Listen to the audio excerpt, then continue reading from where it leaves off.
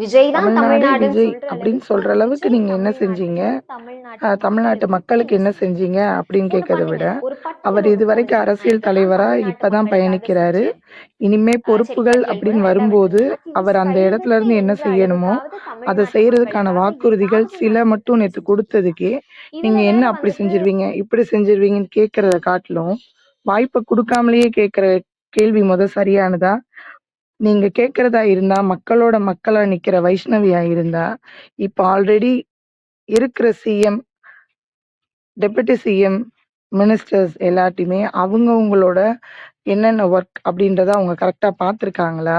என்ன செஞ்சிருக்கீங்க? ஏன் இதெல்லாம் செய்யல? ஏன் எங்களோட அடிப்படை தேவையை பூர்த்தி பண்ணல?